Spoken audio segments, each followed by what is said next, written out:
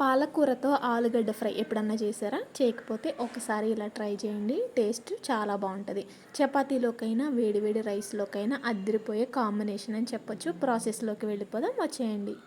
ప్రస్తుతానికి నా దగ్గర 3 ఆలుగడ్డలు 2 పాలకూర కట్టలు మాత్రమే ఉన్నాయన్నమాట. దానితో చపాతీలోకి అయితే నేను కర్రీ ప్రిపేర్ చేసుకుంటున్నాను. ముందుగా అయితే పాలకూరని ఇలా కట్ చేసుకొని నీళ్ళల్లో అయితే యాడ్ చేసుకుంటున్నాను. పాలకూరని వేరుకోవాలి కదా, అందుకు టైం పడుతుంది. వర్షాకాలంలో పాలకూర వండాలంటేనే భయం, ఎందుకంటే వాటిలో చిన్న చిన్న పురుగులు వస్తాయి అనమాట. చూసుకొని వండుకోవాలి. ముందు కటింగ్ అయిపోయింది అనుకోండి, వంట చేయడం చాలా ఈజీ అనమాట. ఇంకా ఆలుగడ్డలు కూడా ఇలా పెద్ద పెద్ద పీసెస్లానే కట్ చేసుకుంటున్నాను అనమాట.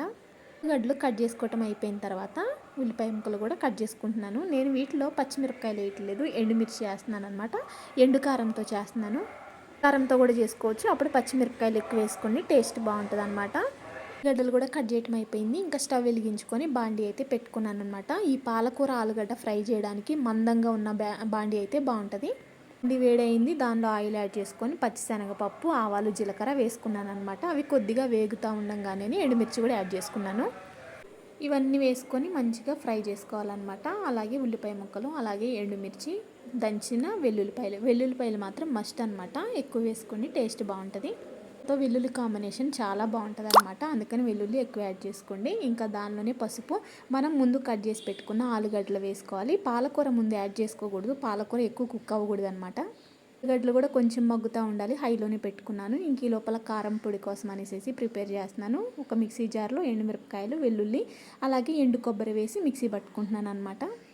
ఎప్పుడైనా ఫ్రై కర్రీస్కి ఈ కారం వేసి ఫ్రై చేయండి, టేస్ట్ చాలా బాగుంటుంది. ఒకసారి ట్రై చేసి ఎలా వచ్చింది అనేది కామెంట్ చేయండి. ఇంకా ఆలుగడ్డలను అయితే మధ్య మధ్యలో కలుపుతూ ఉన్నాను అనమాట. హాఫ్ వరకు కుక్ అయిపోయినాయి. ఇంకా ఈ లోపల మనం కడిగిన పాలకూరను కూడా దీనిలో యాడ్ చేసుకోవాలి.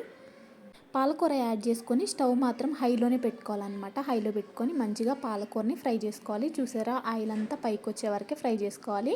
దానిలోనే సాల్ట్, అలాగే మనం ముందుగా ప్రిపేర్ చేసుకున్న కారం వేసేసుకుంటున్నాను అనమాట.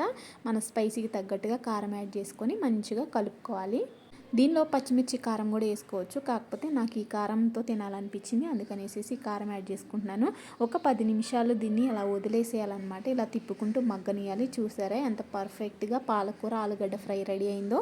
దీన్ని చపాతీలో పెట్టుకొని తింటే ఉందండి టేస్ట్ ఇంకా అమోఘం అనుకోవాలా.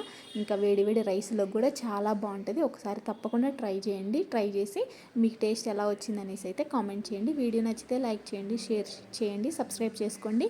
నెక్స్ట్ వీడియోలో మళ్ళీ కలుద్దాం. బాయ్.